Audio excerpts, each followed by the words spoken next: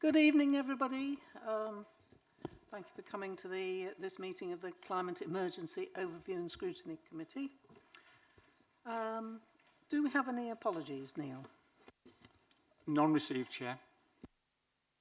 Okay, let's have a look at the minutes of the previous meeting. Give me a shout if anybody's got any comments on the minutes. No? Okay. Can we have a show of hands from people who were here? If you can remember whether you were here. I think that's unanimous. Okay, the minutes are approved. Are there any declarations of interest? Okay. And are there any public questions?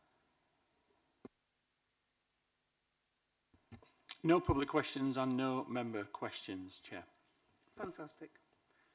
Okay, so the first item on the agenda, item 52, is a presentation by the Sorry, that's University of Reading. Getting some. Don't speak.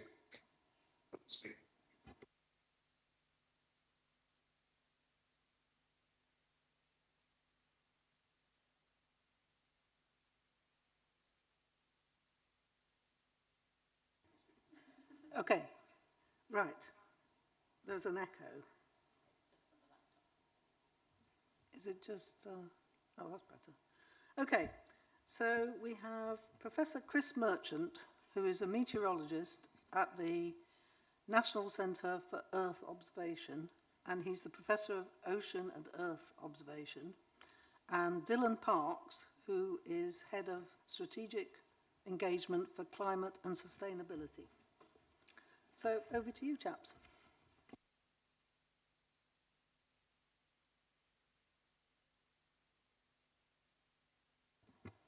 Thank you. I will now share the slide, if I may. Right.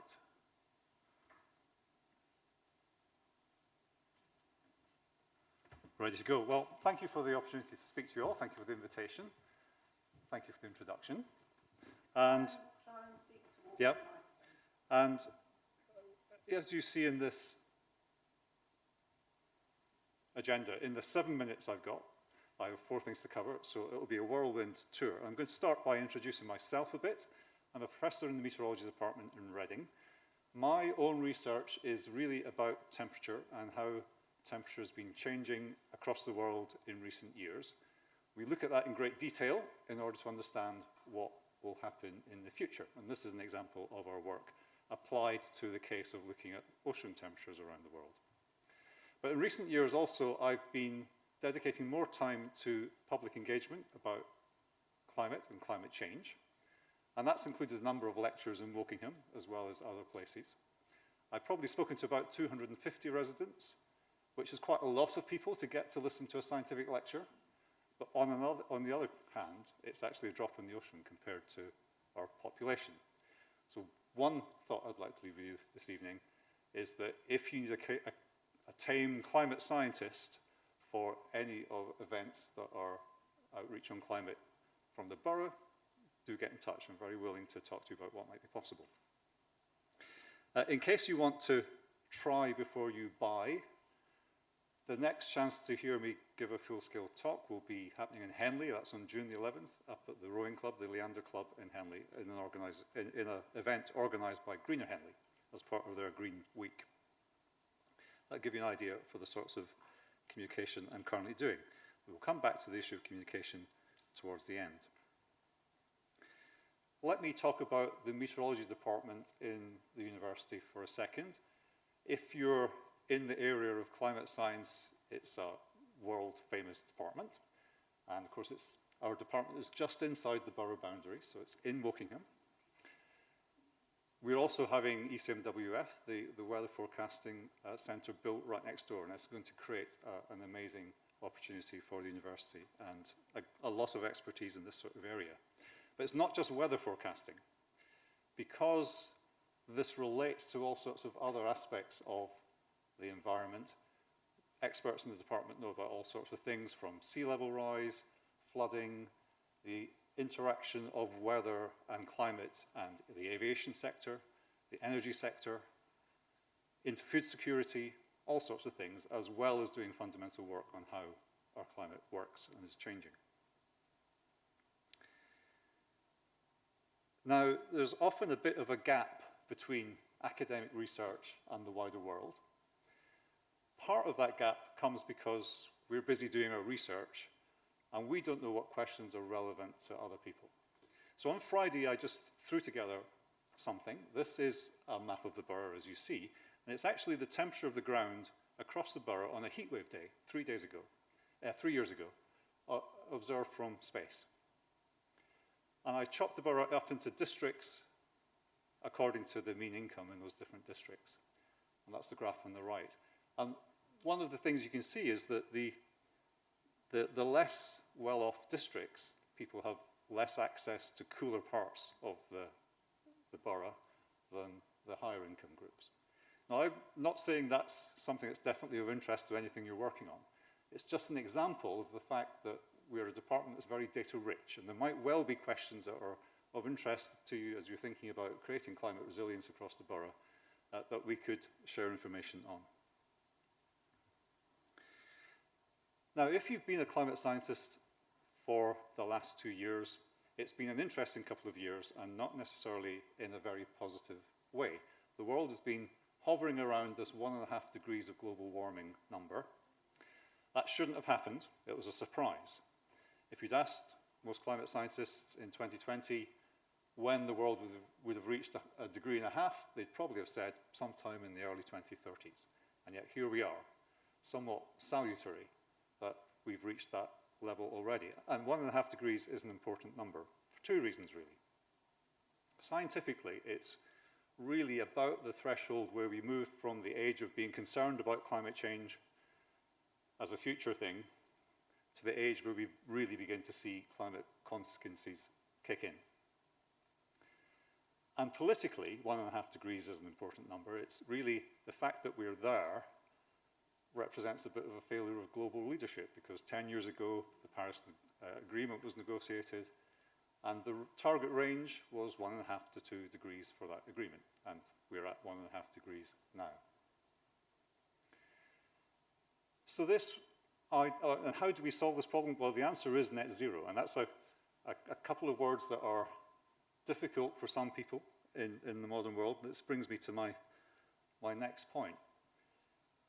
Net zero is apparently still widely supported amongst the UK public, but it is precarious as a concept just now. I'm sure you're thinking about that as well. We still have a relentless barrage of well-funded misinformation from vested interests about this topic. And of course, we have 2 national leaders, political leaders, who are actively talking against net zero as it stands. So it's a precarious thing, and yet it's so fundamental. I just want to emphasize that net zero is how we stabilize the climate. It's difficult to imagine that someone would be against climate stability, but if you're against net zero, that's essentially what you are. And this brings me to the last topic before I hand over to Dylan, which is a small project that I and Dylan and a couple of others are kicking off, partly because of the university's centenary in the coming year. I've been a climate scientist a long time. I've talked about the science over and over again, and it doesn't seem to get the traction that I feel it needs. So what I want to do is to learn how to engage the public, specifically the communities around the university, with climate science, with the ideas of net zero, in a way that motivates them to have a greater level of support for climate action. Now, this is a bit of an experiment. It's a very small project, but what we'll be doing is having 3 focus groups, one in Reading, one in Wokingham, one in Henley.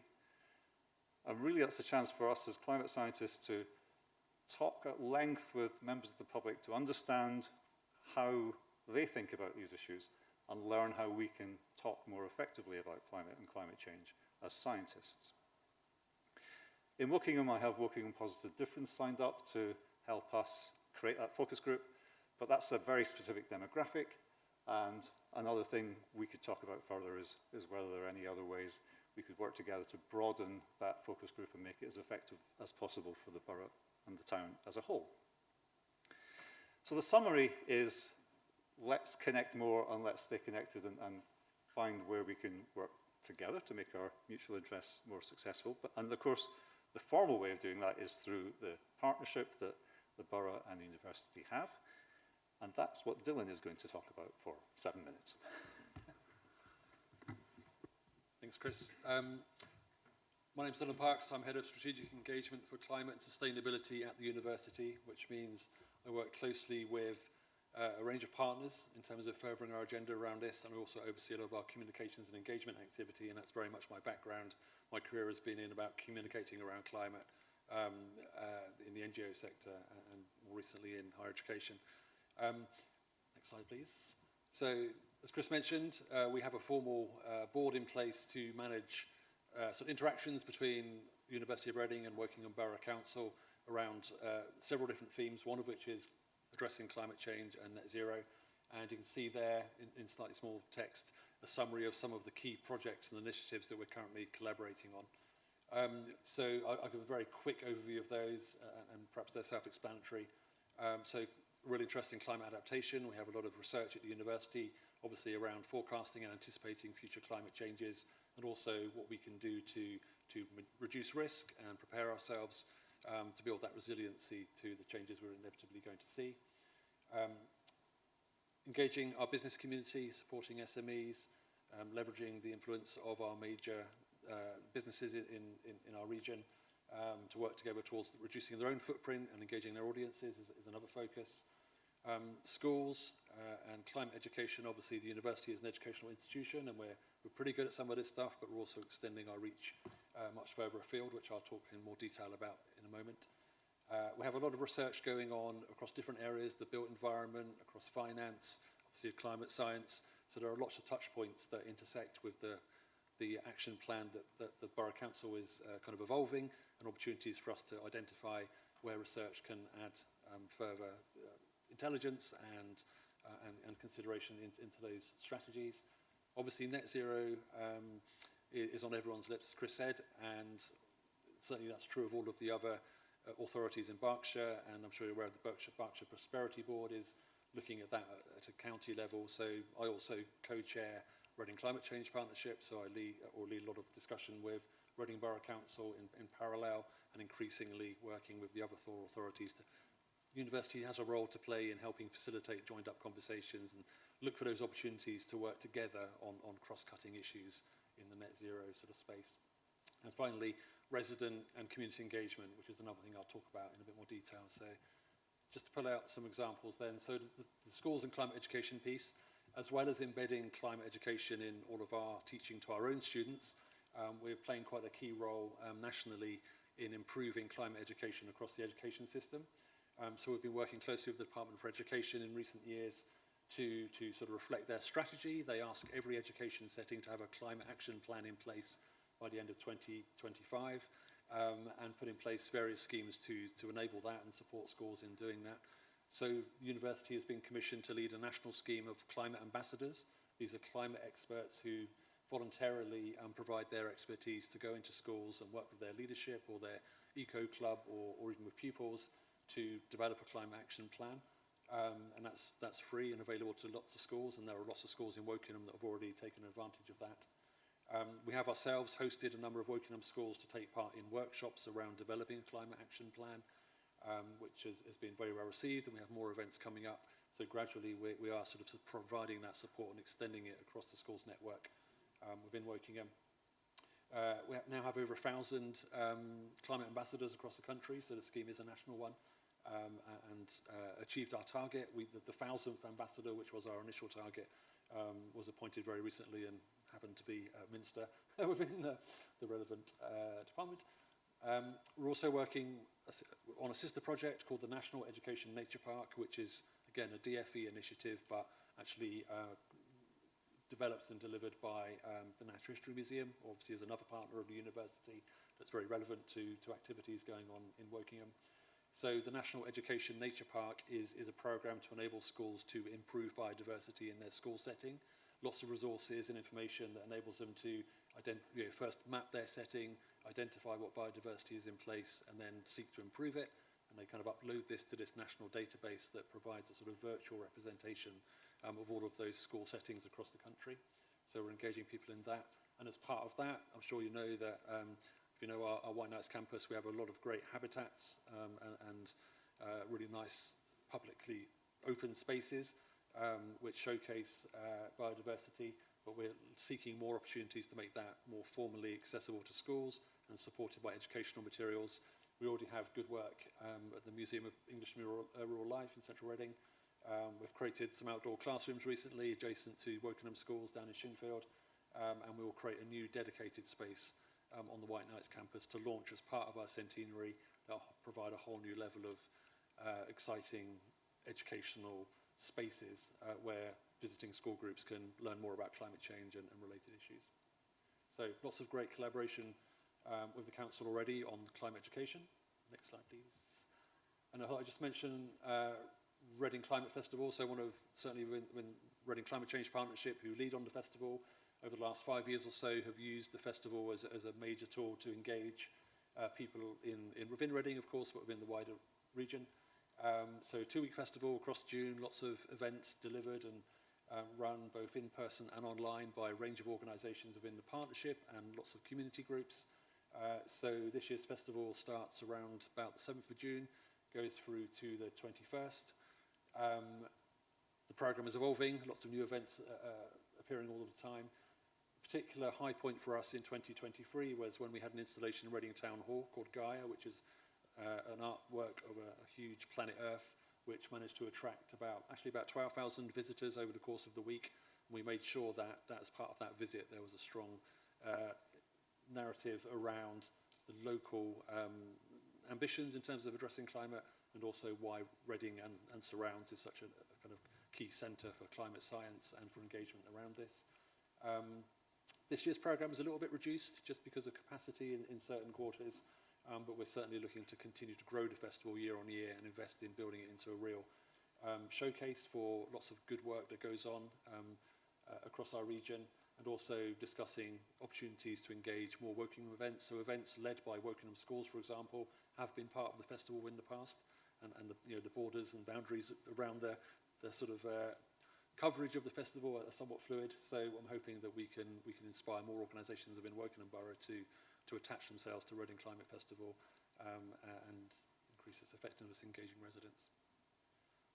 Next slide, please. I think we're probably out of time, so I can't ever end the presentation without just saying something about how, just to reassure you that we know something about what we're talking about in this space.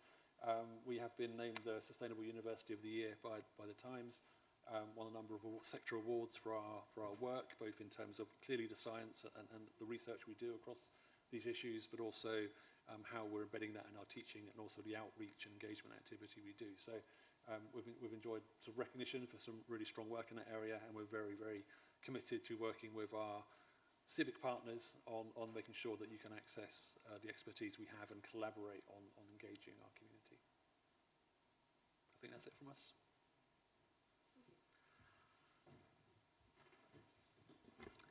Has anyone got any questions for the speakers? Adrian. Thank you. Adrian Bettridge, I'm one of the ward councillors for the Barkham and Arborfield ward.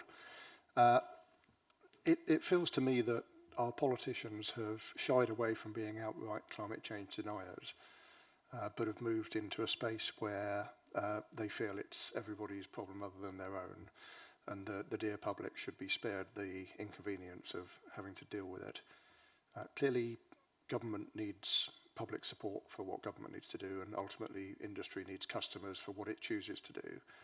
But the move seems to be to portray a future where actually the public are fairly small players in this, and it's everybody else that needs to make the big changes. To what extent is that true, and how can we start to, if it's not true, how can we start to sort of reverse that attitude? Thank you. I always have opinions. You're very welcome to have opinions about it. For a long time, the narrative was very much that people have to change their behaviour. And that alone is also unhelpful, because we all live in a society where we're embedded in systems that drive us to be living more or less unsustainably from a climate point of view. So the right narrative is both that we need to change these systems on a large scale, and if anything, that's the bit that's lagging apart from in the electricity sector as it currently stands, as well as individual behaviours. And the public do have a role, for example, in choosing to switch to some of the low carbon technologies that are available and economic for them. I concur, and I would just add that, as you saw from one of the slides, we're trying to engage all audiences, business, the education system, individual residents, because the urgency to move forward and make significant more additional progress is so urgent that we can't leave any stone unturned. So political debate and sort of political processes will continue, and clearly there's been some reasons for on the global stage to be quite pessimistic about developments recently. But local action continues, and there's lots of good examples where significant progress has been made at local level all around the world. We can't lose sight of the end goal that we're working towards, which is now ever more pressing. And what is really important from our point of view is that the science, the understanding of what's happening, continues, and any efforts to kind of tone that down or remove it from public debate has to be avoided. So absolutely important that we continue that message and keep the science at the forefront. If I could ask a quick supplementary. Thanks. I think what some people see is that we've got a huge problem we're facing, and you said earlier on the data got worse last year than we expected it to. So is there a way of measuring the progress that has been achieved from decarbonising the grid and other sorts of things, that we can say to people, we may not be winning this, but we are certainly making it a lot less bad than it would have been? And because it feels like that sort of message is missing a little bit for some people, that it's just an enormous problem that we're not winning, and maybe some people feel that we're not going to win it anyway, so what's the point? I would say that there's lots of factors here. Clearly, the overall situation continues to head in the wrong direction, and in parallel, as a result, partly we are seeing more and more extreme weather events, increasing in frequency, severity. The news will regularly feature stories from around the world of what's going on. So nobody can be complacent around the impacts we're seeing. But within that context, there's lots of anxiety, clearly, and we see that with our own students, a generation that's grown up under the shadow of climate change and feeling frustrated, but also deeply concerned about their lived reality that they will experience in the decades ahead. And as Chris talked about in terms of research, there's different ways of presenting information in a way that is compelling, hopefully, to take action, but also reassuring. And there's sort of almost a bit of a pushback at the moment in terms of positive climate stories also being trying to push to the forefront to reassure people rather than have people sort of turn away because it's too uncomfortable.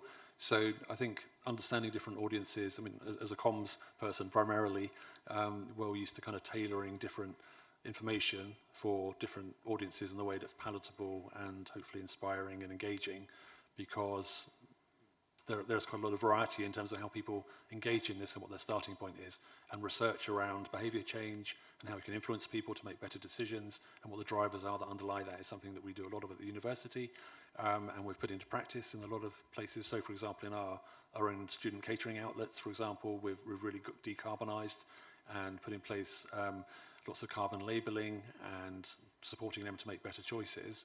And there's lots of research within our psychology department where they're trying to kind of inform that with the latest research. So consumer behaviour and perceptions around climate and inspiring them in the right direction is something very much our research is trying to help inform. You asked for quantification. I think we can put numbers on it, actually. Globally, there is progress on decarbonisation, but it's only a seventh of what we need. Now, that's an interesting number because that's not zero.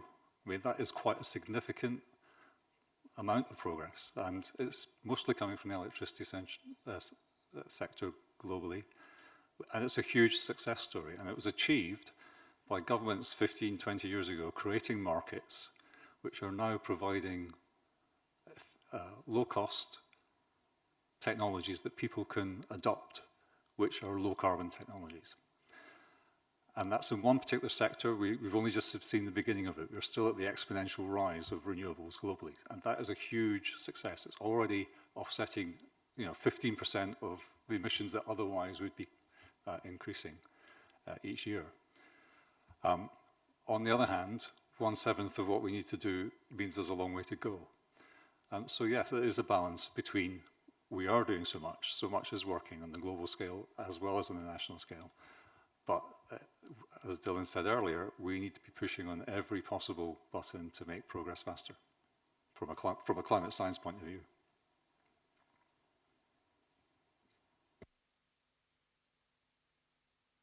Peter? Chris, one of the projects we're doing is a solar farm in Barkham. No doubt due to the high energy costs in the UK, those solar panels will be made in China, which is 35% of global emissions. How do we stop exporting high energy industries to those countries which are not reducing their carbon footprint, in fact are continuing to increase the burning of fossil fuels, in order to make sure that we're not just focused on our own domestic carbon footprint, but the whole life cycle in terms of imported goods as well? I'll slightly push back on your premise. You could say that China's done more than any other country to decarbonise the world, because when it saw the writing on the wall for the fossil fuel industry, it created at scale the industries and investments that allow them to be the source of solar panels for the globe. And we didn't make those investments, and they're reaping the return for their farsightedness. China has committed to net zero by 2060. That's not soon enough, but on the other hand, it is a commitment, and the Chinese Communist Party likes to keep its commitments. So they've also promised to peak emissions by 2030, and possibly they're peaking this year. It's unclear. It depends. The trade war might derail that. So we clearly depend on the big countries like China and India and what they do in the future for a climate security for ourselves in the future. And I guess my feeling is that in order to the degree we can, put pressure on those countries to do the right thing, we need to be doing the right thing ourselves. We've got to walk the talk, otherwise we haven't got any grounds on which to put pressure on other countries to reduce their emissions. There might well, I'm not arguing against the premise entirely. There might well be a case for bringing some industries back to lower carbon economies, and that could be in the round more efficient. But we'd have to stump up the investments to do that, and that's a national priority or not. That's according to national policy. I think it's a fair point that repatriating some energy-intensive industries would lower carbon emissions globally. That is absolutely true. One obvious thing is a carbon tax for import, which I know some countries are looking at. Certainly, yes, economists are very keen on carbon taxes. My feeling is that they're not fast enough. If we'd introduced a carbon tax in 2000, and that's all we'd done, we would not have the solar and renewable revolution we have now, because it was not a sufficient incentive at that point. We need to create positive feedback loops, like we did with solar and like we did with wind, where transformations are subsidized initially until they become economic, and then they become self-sustaining. And a carbon tax on its own doesn't do that.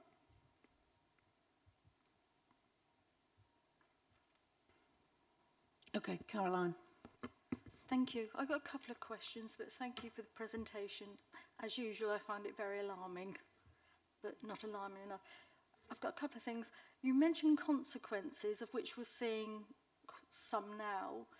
At what point do you think they'll get really alarming, that people probably will then change their behaviour? I'm probably worried about my lifetime. Events that used to be very rare are becoming more common. That's the primary symptom. I mean, so for example, the floods in Valencia, not totally unprecedented, but intensified by the climate situation, warm Mediterranean and so on, that was present last autumn. And so those events will become more frequent, and sometimes they'll happen in the UK. That's what we're facing in terms of events. But also 1.5 degrees onwards is where some of the larger systems in the climate world begin to shift and change. At some point between now and 2 degrees, parts of Antarctica will definitely melt. Now, they won't melt in your lifetime or my lifetime. Even if I was 40 years younger, that wouldn't be in my lifetime. But at that point, you're committing yourself to 5 or 6 meters of sea level rise over some time scale. We don't actually know whether that's 100 years or 1,000 years. Usually, we're overly cautious and underestimate these things. And if you think about that, you know that then is existential for the City of London, for example. And so committing to a situation where the future of London will be shorter than its history is something that would happen over coming decades unless we stabilize the climate as fast as possible. So, and there are many other examples like that where it's a big planetary scale change that begin to arrive in the next 0.5 degree of warming. Thank you. Can I carry on with ask another one? My 14-year-old grandson worried the life out of me. He heard that when the climate stripes go to black, that's when we don't exist anymore, which is probably why I was worried about the consequences. So how right is he? I don't think Ed Hawkins has got black on the end of his colour scale. I think... Can I maybe tell him that? Shall we suggest? No, I don't think it's a good idea. No, it was just an interesting thought that obviously they'd heard rumours at school. So thank you. And I've got a last one. We talk about you're talking about collaboration. The university's in early. Can we have some collaboration as well? A bit more on the town level, please? Because there's Woodley as well. They've got an action plan. We've got an action plan in early. Thank Sure. you. I mean, obviously I mentioned at the moment we're working very closely, obviously working Borough Council and Reading and the other 4 unitary authorities, and obviously there's lots of opportunity to bring those closer together. I have to admit, in terms of the resourcing that we have to manage all the different relationships and the capacity to do that has meant we've not particularly focused on Woodley or Early specifically. So we'd have to think about the right mechanism to do that. But obviously, a lot of the work we do with the borough councils hopefully will also, in terms of providing resources or information or the kind of learning that I talked about, will also help fuel discussions within those councils as well. So we're not precluding anything, but we have to be realistic about where our energies are best spent, I would suggest. Yeah. Beth. I'm sorry. Thank you. I'm very interested in history and what happened thousands and millions of years ago. And we know that millions of years ago, England was under ice. I don't remember it, but history tells it. We also know that it was also tropical.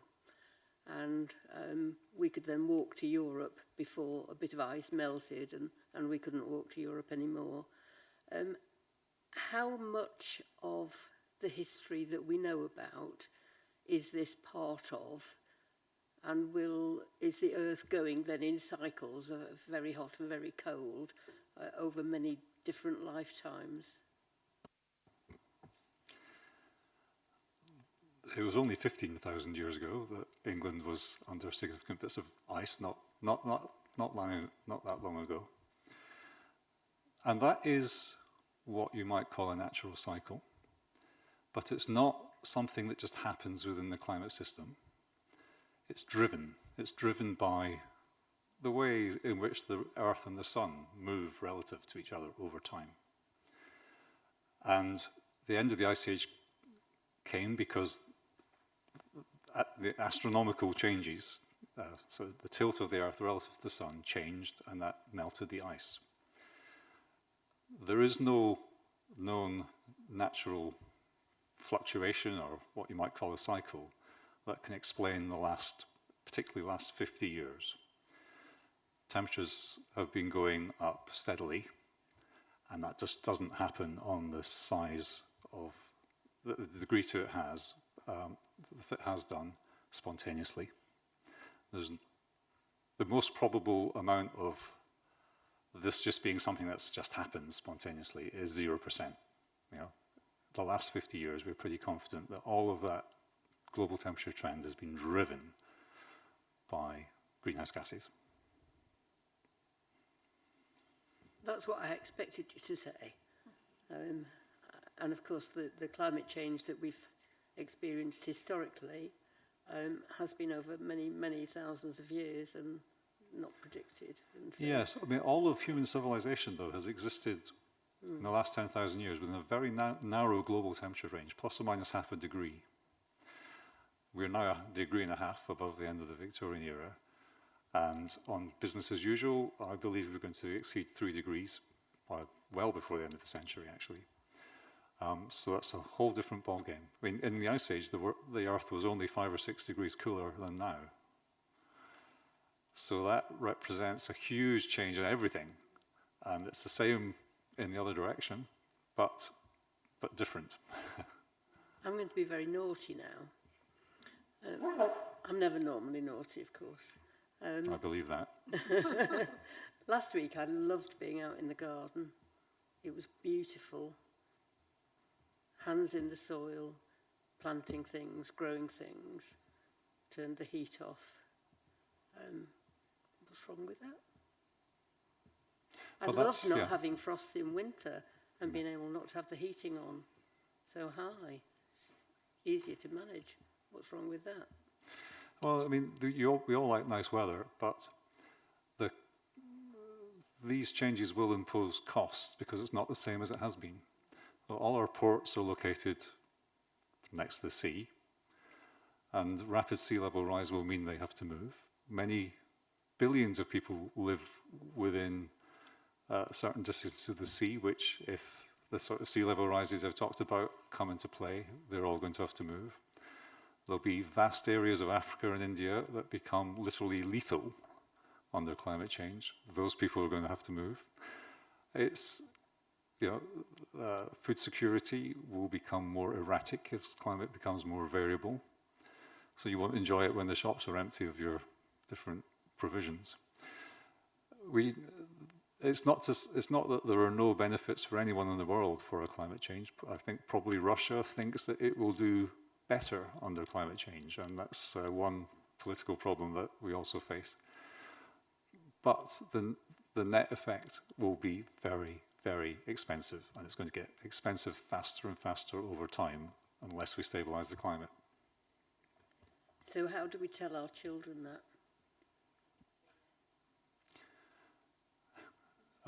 Well, I don't know. I mean, as you say, I think the younger generation are quite well informed compared to when I was a kid.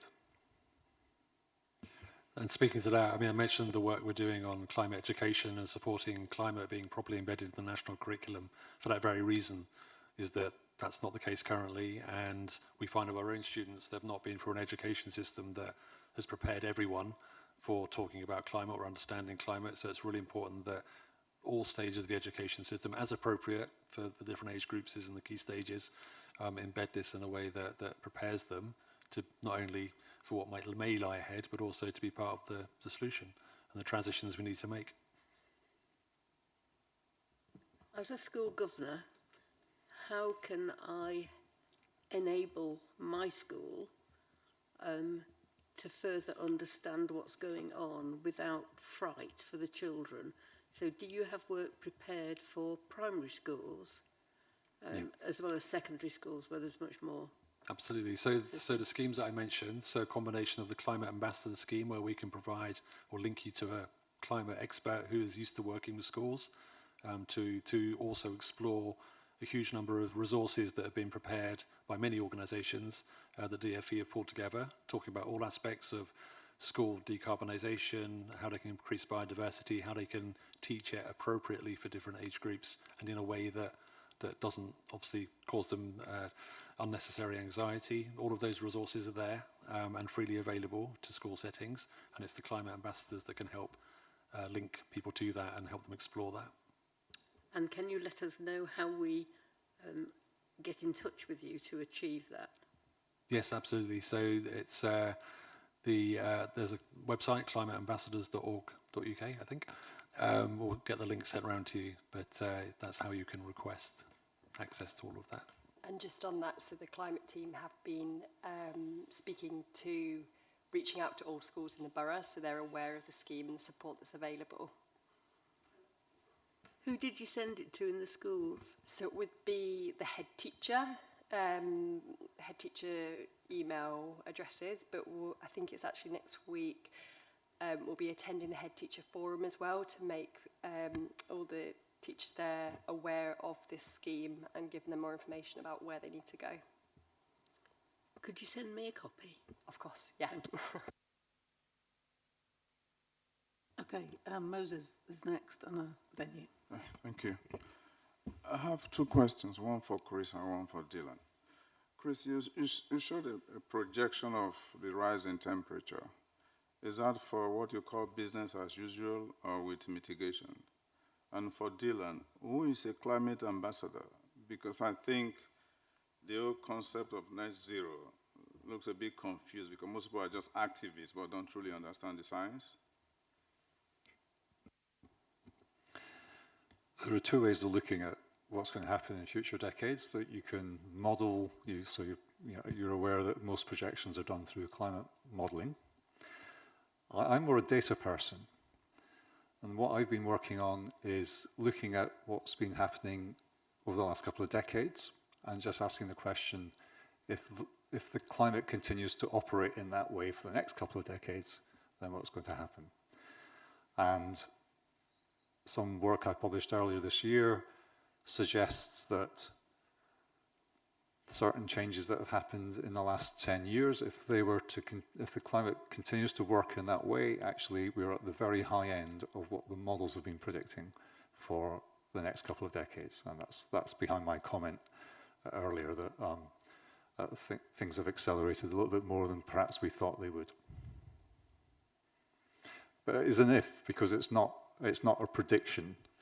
It's if the climate continues to work as it has done, this is the consequence we can expect. We don't fully understand what's happened in the last 5 years. That's still an area of active research.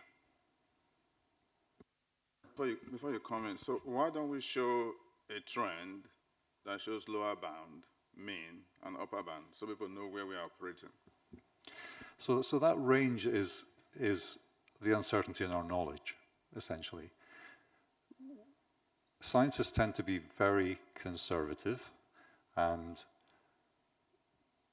we are very aware of all the uncertain things that go into such projections as that, and they tend to add them together and make a big wedge around their best guess of what's going to happen in the future. But actually, if you go back to the 1980s and look at the projections that were made in the 1980s, we're pretty much on the path that was predicted then. So although formally speaking, we have all these big uncertainties and you see these wedges of predictions, so far the community's been pretty spot on as to, we're in the state that we more or less predicted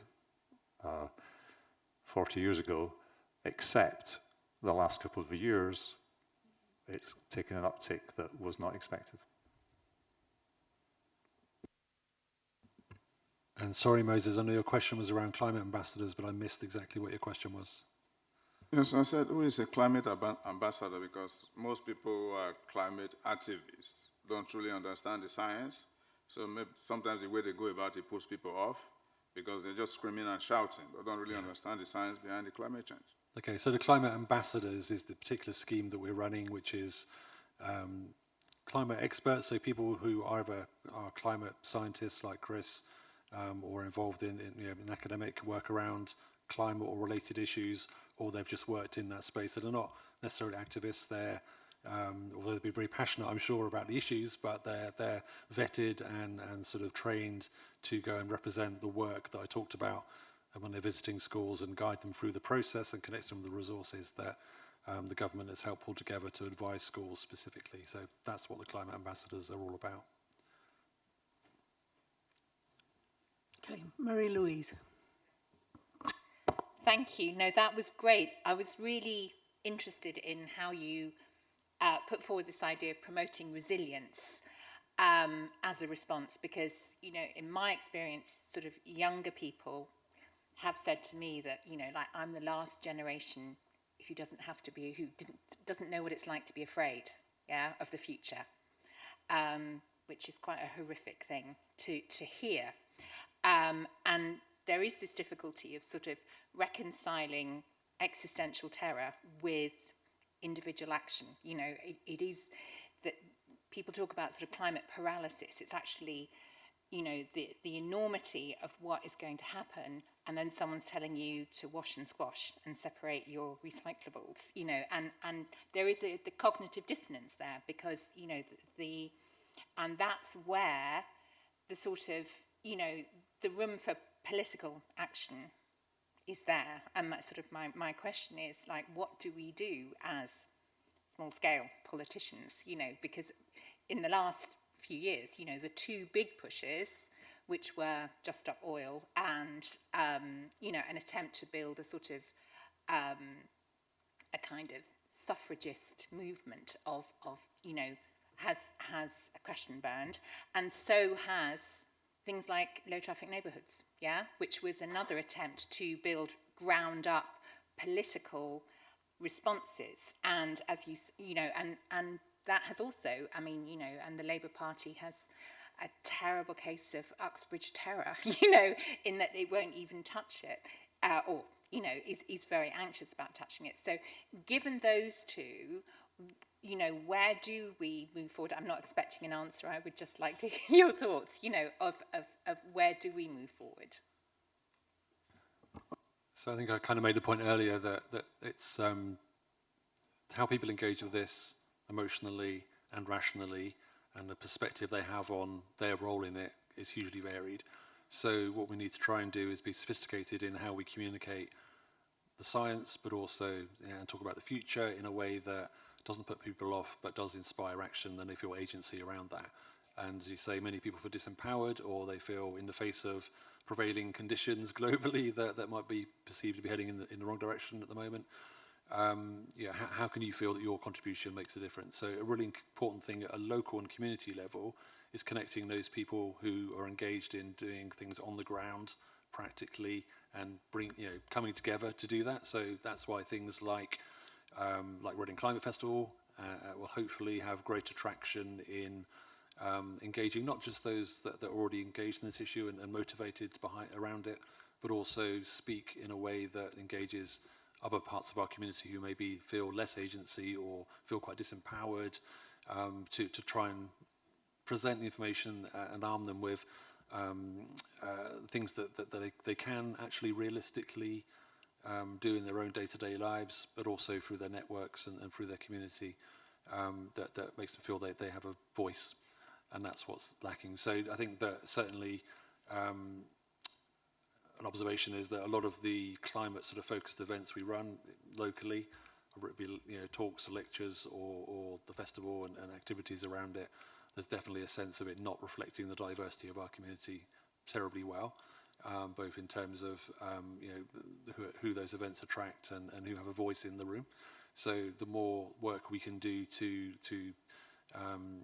understand the different perspectives within our community and present the information that's most relevant to them, and that's again partly why studies like Chris's forthcoming piece will try to involve a diverse range of people from around the region in the conversations around what do they find most useful, most empowering, most motivating in terms of information around this.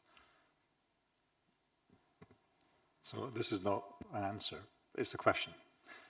One of the things that I'm going to be interested to discuss with people in that project is whether the approach that's been taken, that solving the climate crisis is not going to cost us very much, is actually a signal to people that we're not taking it very seriously. And part of the reason the young generation see that or feel that it's not being taken seriously is because we claim to be doing it more or less on the cheap. Now, I mean, nothing important is free. Solving the climate crisis will cost money and take resource and time. But it is such a huge bargain because we've known since Sir David King's report that it's far cheaper in the long run than not solving the crisis. And so one of the things I'll be discussing with people is, how much is this actually worth to you?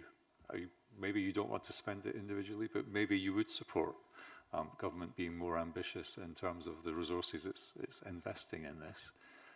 And I just don't know whether part of that sense of no one's doing anything is partly due to that perception that if we're not perceived to be spending money on it, maybe we're not taking it seriously. So that's the question. I don't know, you've probably all have your own views, but that's certainly one I want to follow up with people.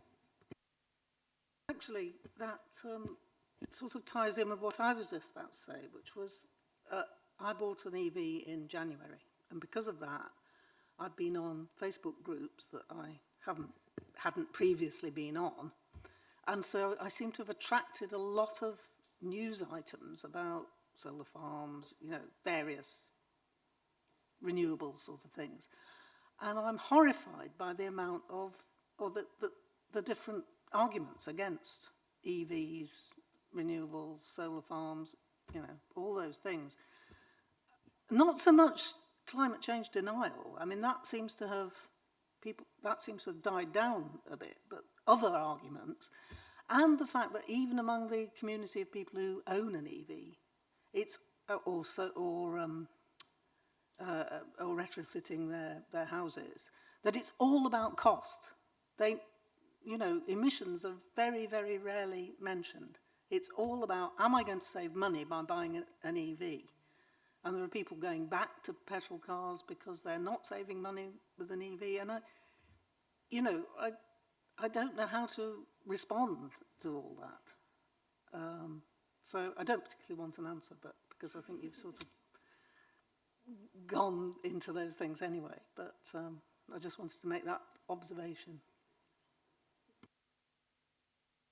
Well, I mean, it is the cost of electricity in this country. No, we got to be careful there, because the per unit energy is far cheaper to run an EV than it is to buy petrol.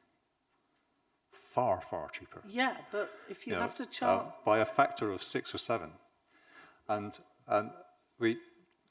the thing about making it cheaper is, maybe people just cannot individually make the right choices when it's costing them individually in a given choice. But maybe they will tolerate the government subsidising and doing things to make the right price incentives at the personal level.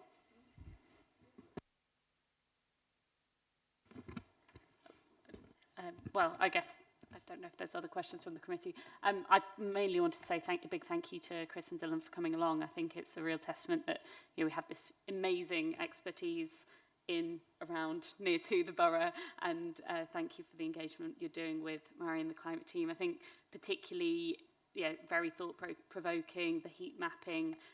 It does raise questions about, we've talked a lot of big international challenges, but there are things that are impacting us here in the borough, and one of the areas we're hoping to look a little bit more at in the next year is around the adaptation and resilience piece. So perhaps that, alongside nature,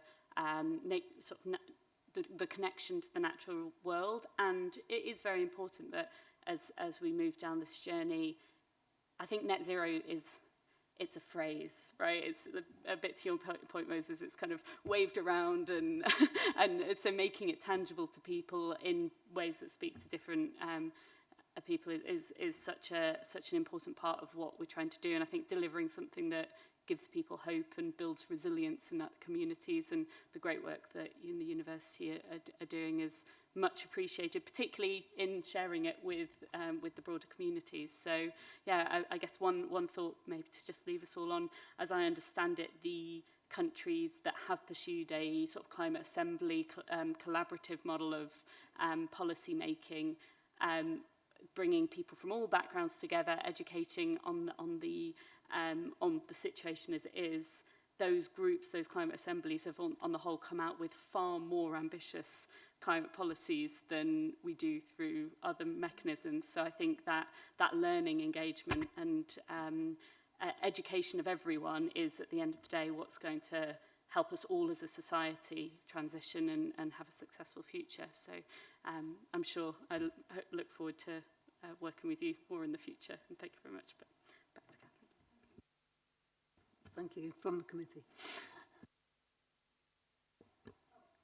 Sorry, can I just ask, the community event day at the university, will you have a stall there that I can come along to?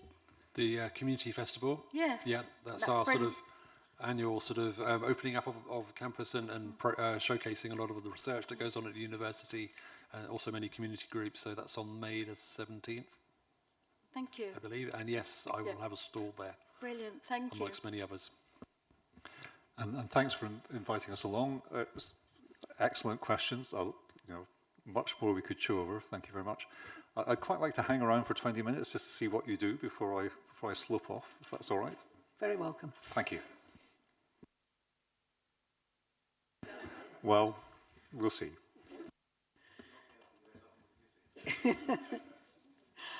Okay, we've now got agenda item 53, and we're going to look at the Climate Emergency Action Plan Engagement and Behaviour Change section.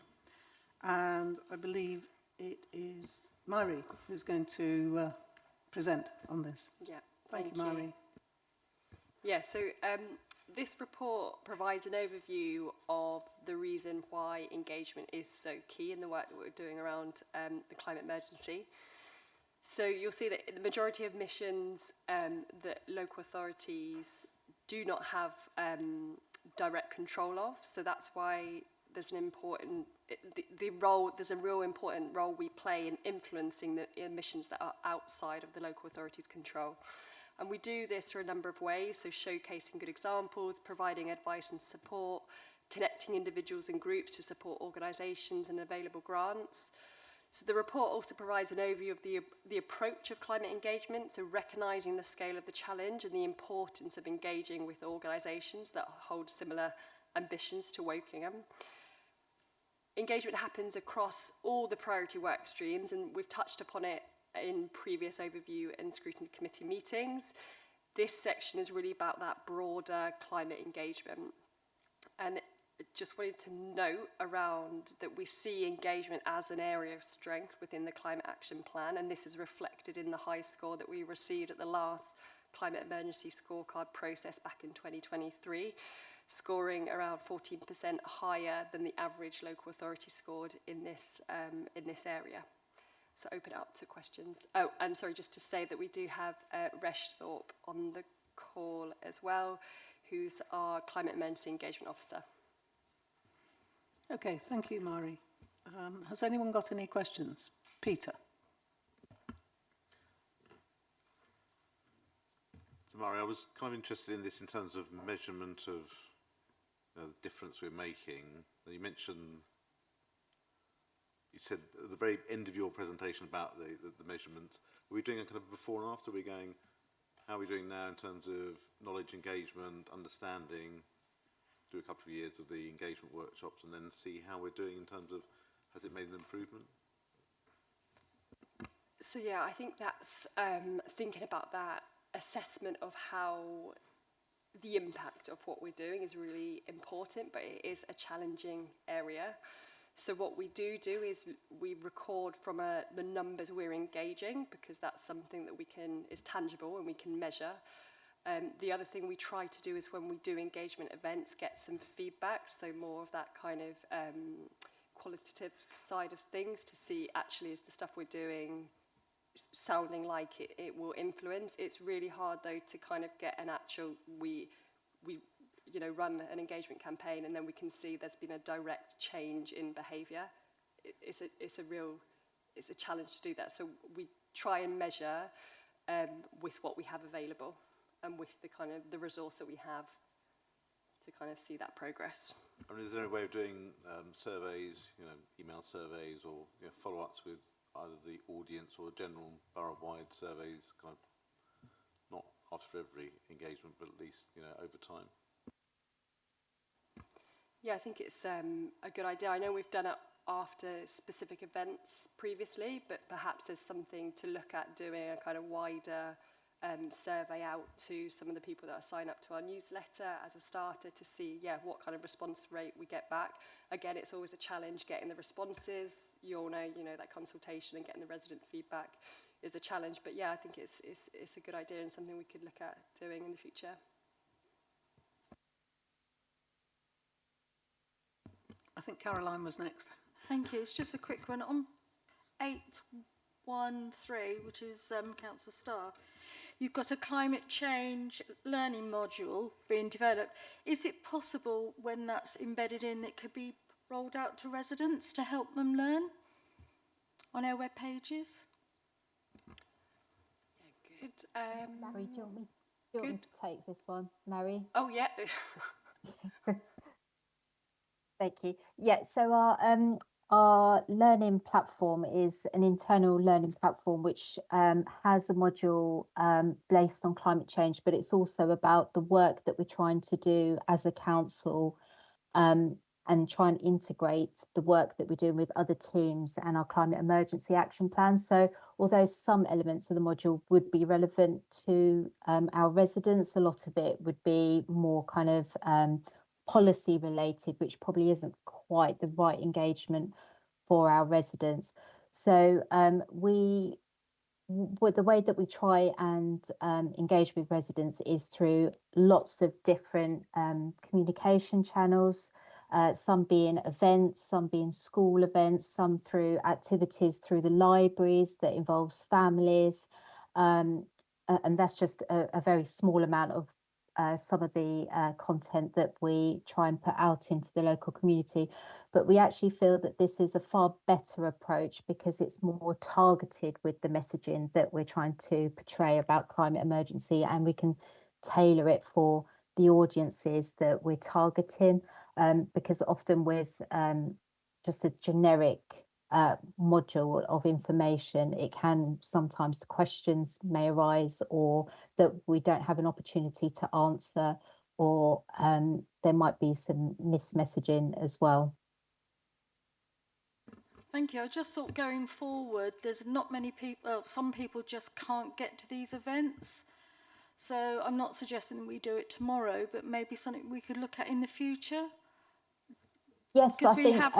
Yeah, sorry, we've got some great experts here, and I'm sure they would help us.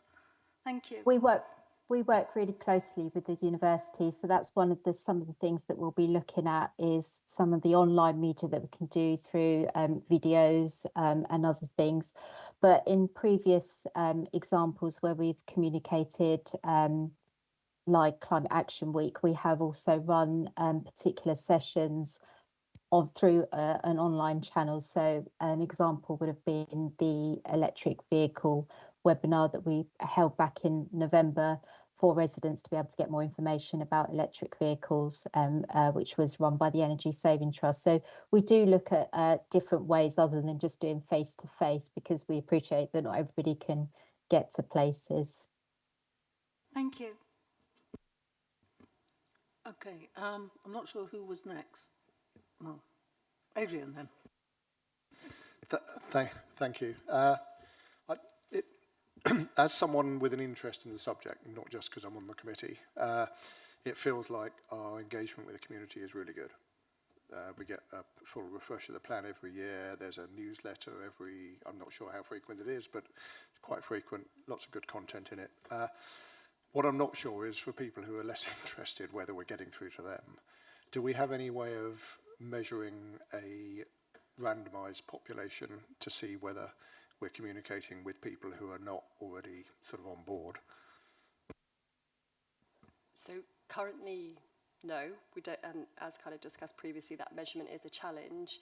Again, it could be something that we look into. I think what we are conscious of is that, for example, those that are signed up to our newsletter, we are aware it's likely those people are already doing lots of stuff, and we are always thinking, how do we get the message out creatively to those groups that that might not be as engaged? And I think part of that is reframing the message, so where we're not always talking about the carbon reduction side, that might not be the main line, because a lot of the time carbon reduction projects and things that you can do have other benefits. So whether that's financial benefits, whether that's health benefits, so that's kind of constantly used within communication when it goes out to try and reach as many people as possible.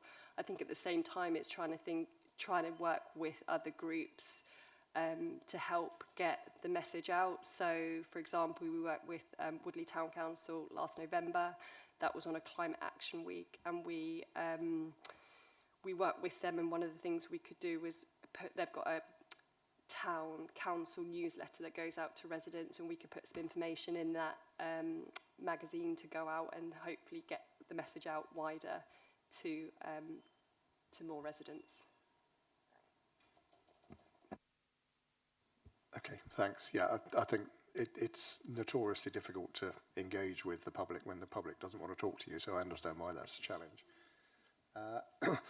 My other question, it's great that we're 14% ahead of local authority averages. I'm not sure how high the scale goes. Is 63% sort of near to the top? Are we able to benchmark ourselves against any other councils who are performing better on engagement? So generally the best performing councils are the London authorities or the city authorities, and it's hard to compare because they have a lot more money to spend on these kind of initiatives. I can have another look at the data just to compare it against the, where we sit with just the unitary authorities.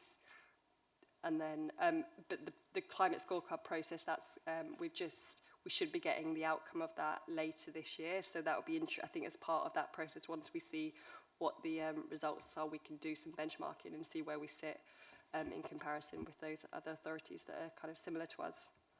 And I imagine below that headline figure there are a number of individual scores are there that contribute to the 63%, and therefore we could look and see where are we good, and perhaps we could help other people versus where are we not so good, and we could perhaps learn.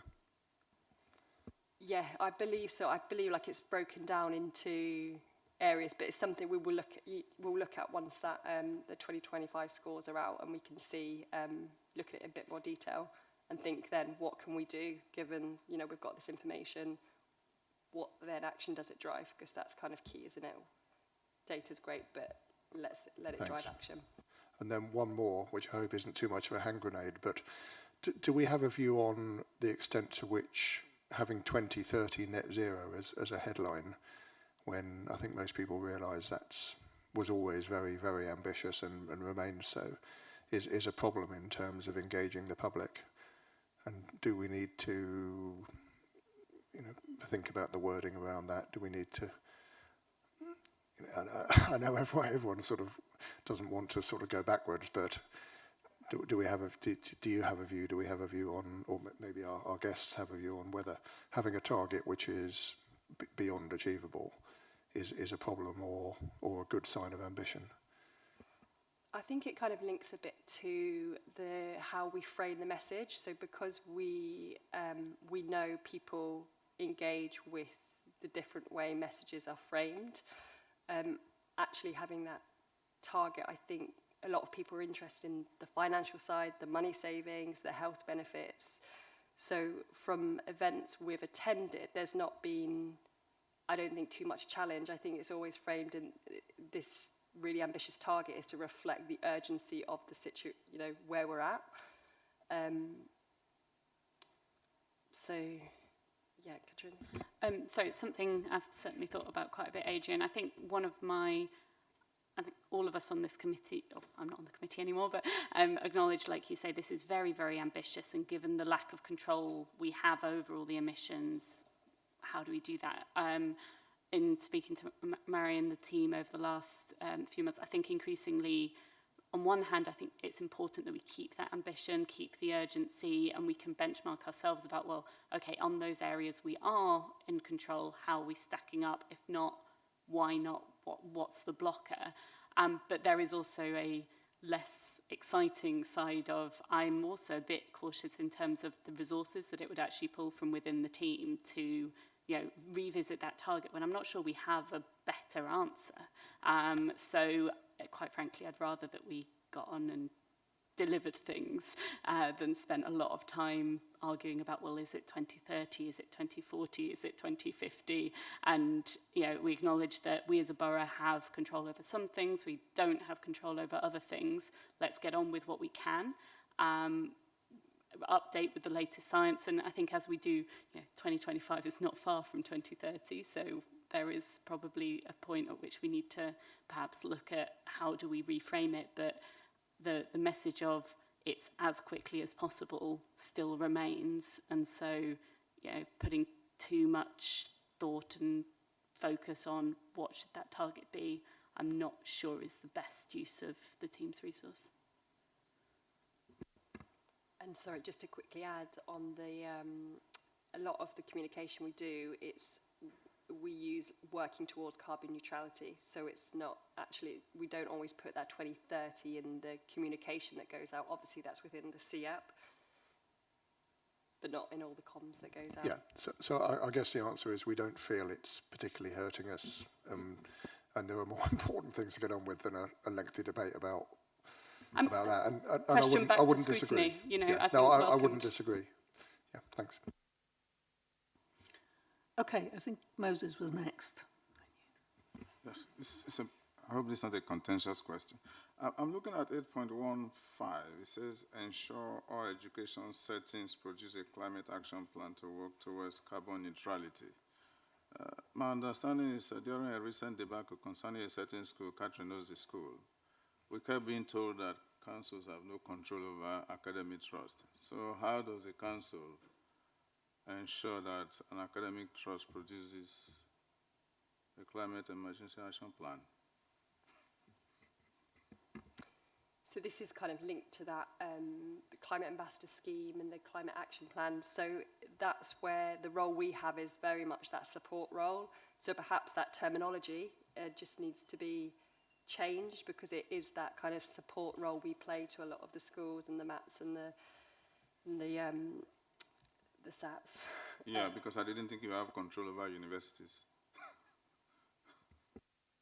But as I understand it, Moses, there is a Department for Education requirement that Dylan referenced, that they all have an action plan by 2026. So that would be happening anyway. And it's what can we do as a borough to support all the schools. And obviously it's easier for the non-academy trusts.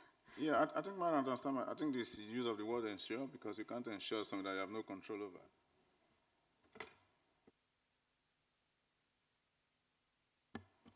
Okay, Marie-Louise?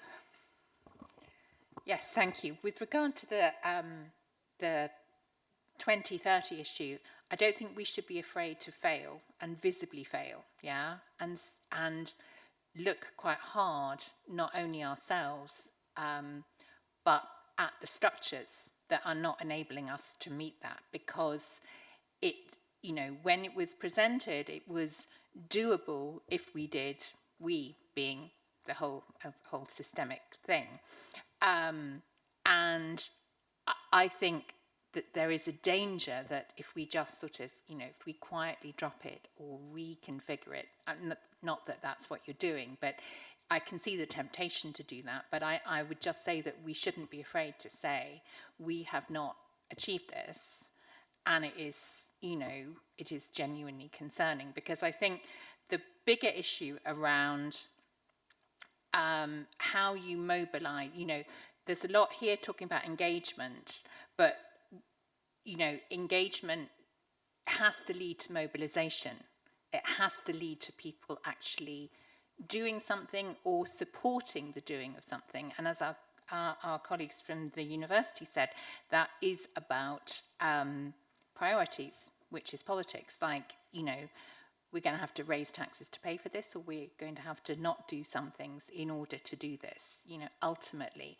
And so, yeah, we need to think about sort of like how that engagement actually translates into, into mobilization. Is it enough to transmit information and then say that's it? I'm not sure that we have, that actually works, or that it has worked visibly so far. In terms of the engagement, I was struck by, again, we could look to our colleagues for looking at how you measure the quality of engagement, because it is a notoriously and horrific, as an anthropologist, I would say almost impossible thing to do. But, you know, there are ways to do it. There are ways of looking at it, and of also acknowledging that, you know, the harder to reach a community is, the more you're going to have to do to engage with them. It's often easy, especially when you're chasing metrics, to engage with the people who are already committed. But it is the people who are either, you know, paralyzed with terror or in that kind of rabbit in the headlights state where you just think, you know, I'm going to stay in the middle of the road because there's no point in moving either way. Or people who believe it is somehow sort of an attack on their way of life. And again, that's, I mean, that was also very striking with the LTN stuff, with the low traffic neighbourhoods, because it caused this kind of political tsunami of, you know, rejection and anger and whatever. And now people really like it. You know, when they've done follow-ups, people are really, really happy with it. So there's also something we might learn there about, you know, how engagement can lead to mobilisation and how we kind of, you know, enable the sorts of change that we know needs to be made to actually be made. So yeah, any ideas on how you know, measure the quality of engagement and recognise that there are different, you know, different metrics for different kinds of engagement would be really good.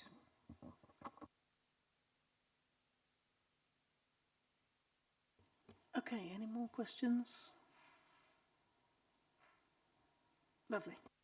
Right, we'll go on to agenda item 54, the procurement update. And I think, Claire, you're going to present this? Yes. Thank you. Thank you. So my name's Claire Priest. I'm the head of procurement and contracts. I'm going to just briefly take you through the report that came. It's a follow-up to the report that came to the committee on the 29th of February last year. So firstly, the CEAP targets and climate emergency commitment are being incorporated into the Council's procurement processes. And I think it's fair to say over the last year, the collaboration between the CEAP team and procurement has strengthened significantly.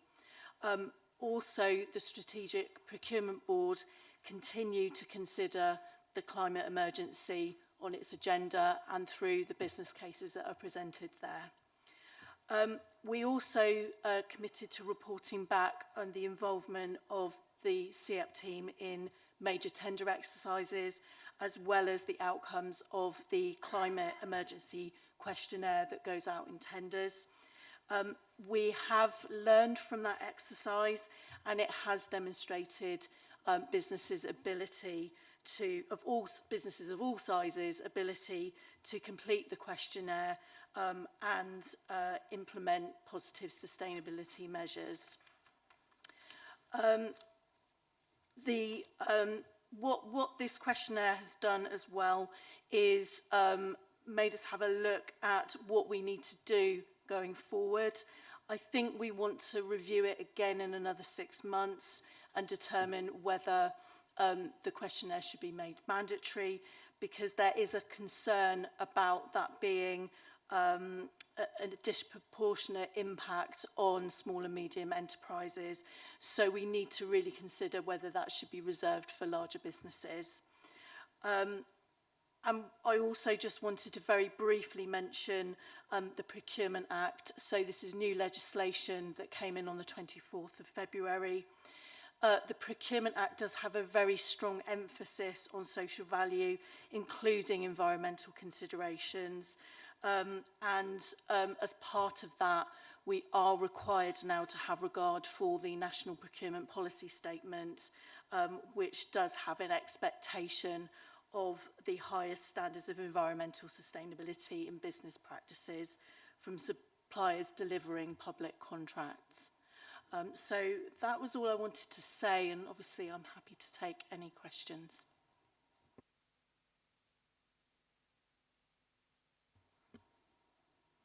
Marie-Louise, you seem to be first this time. Yes, sorry, I will always have questions about procurement, as you know. I mean, it's disappointing that this is coming sort of after the procurement process, probably the biggest, procurement process that we will be going through. And, I know that process went underneath, under the old system, or the MAT, not the meat. Yeah, not the most economic, the most advantageous, not the most economic advantageous tender.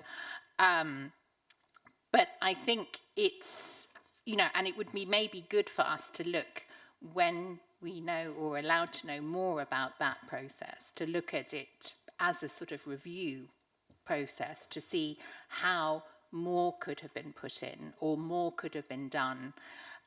Because again, when we're talking about priorities, procurement is one of the things, where as a council, are we going to spend more money, raise more money, find more money on something because of the climate or the social value aspect of it.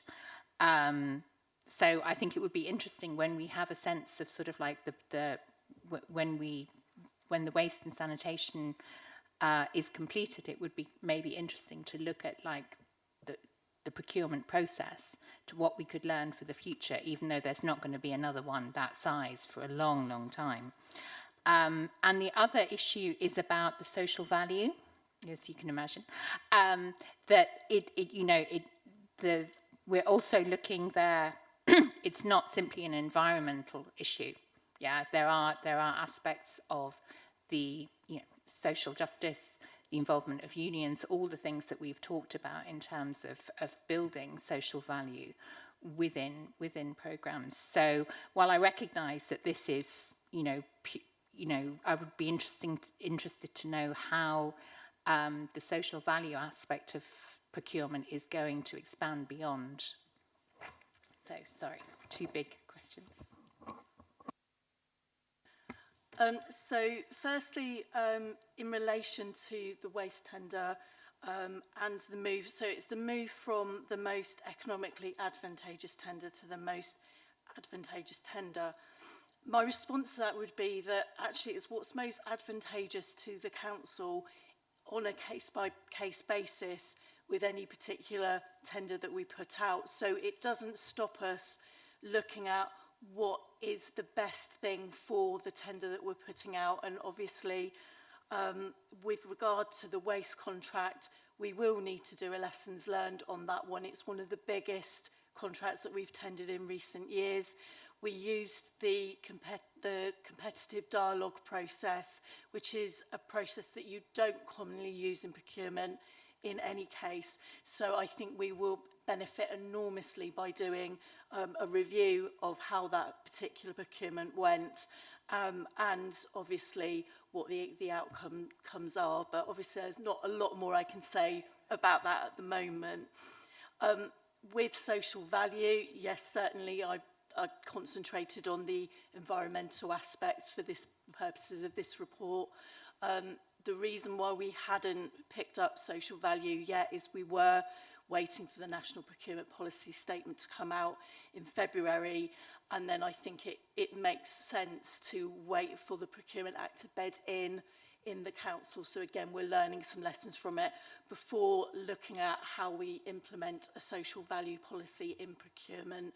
And we want to look at that hand in hand with the procurement strategy, but also, as I said, just make sure that we've learned some lessons from the early stages of the Procurement Act as we're getting used to it, so we don't put things in there that aren't relevant or aren't appropriate.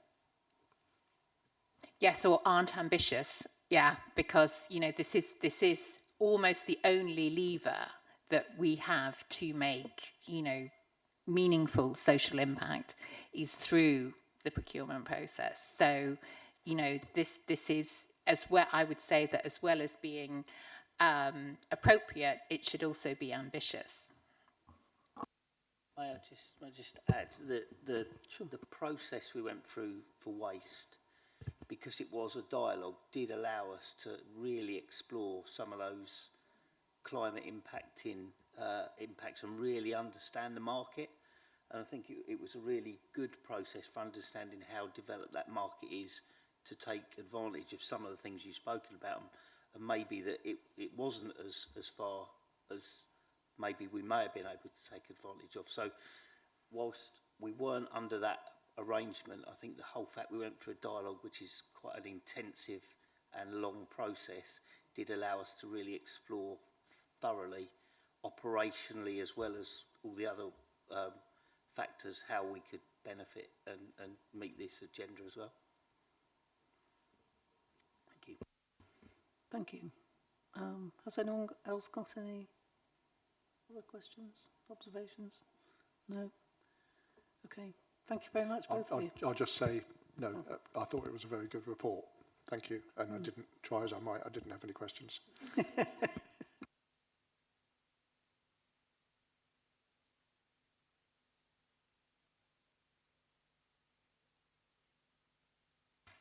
Okay, we go on to the draft work programme now.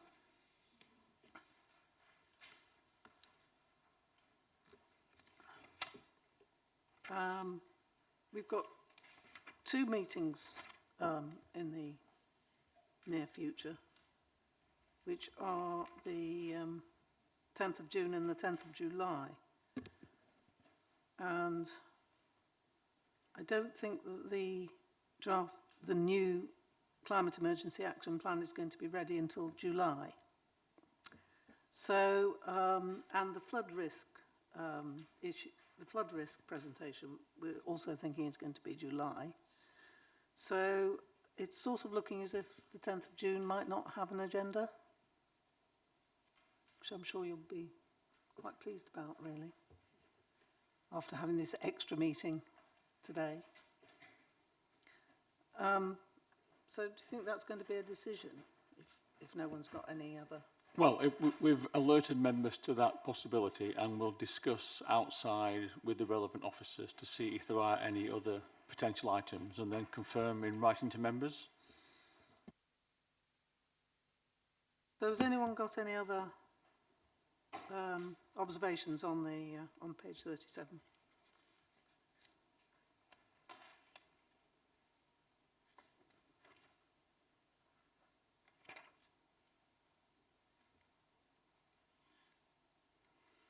Okay, great. So, on to agenda item 56, the action tracker. Has anyone got any comments on page 39?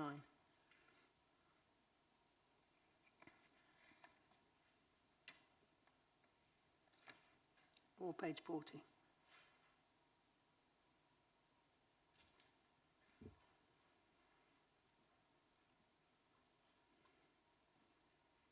Good. Right, looks as if we're finished. Thank you very much. And, well, some of you I'll see before the end of the municipal year, but because we've got a overview and scrutiny management committee meeting, but otherwise it's see you all at the council meeting. Thanks, and thank you. Thank you both for coming, and thank you, Katrine and Mari.